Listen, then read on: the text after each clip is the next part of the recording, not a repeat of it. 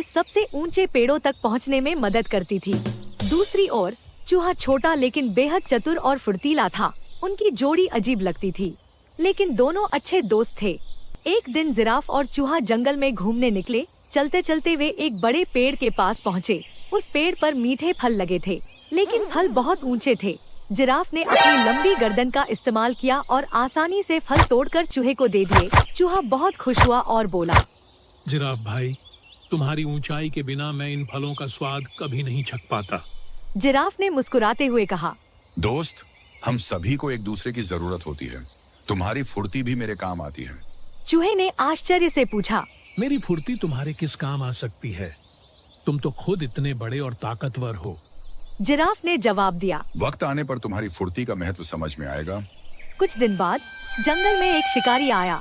उसने जानवरों को पकड़ने के लिए एक बड़ा जाल लगाया और उसमें स्वादिष्ट घास रख दी और पेड़ के पीछे जाकर छुप गया।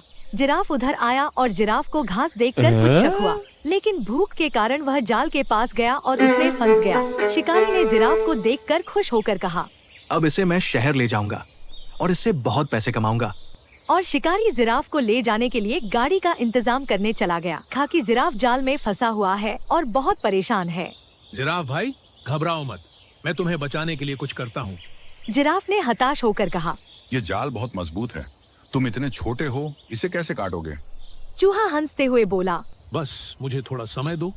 चूहे ने अपने नुकीले दांतों का इस्तेमाल करते हुए धीरे धीरे जाल को काटना शुरू किया। वह बड़े ध्यान और मेहनत से जाल के धागे काटता गया। कुछ समय बाद जाल कमजोर हो गया और जिराफ बाहर निकल आया। जिराफ ने राहत की सांस ली और चूहे से कहा, तुमने मेरी जान बचा ली। मैं तुम्हारा यह एहसान कभी नहीं भूलूंगा।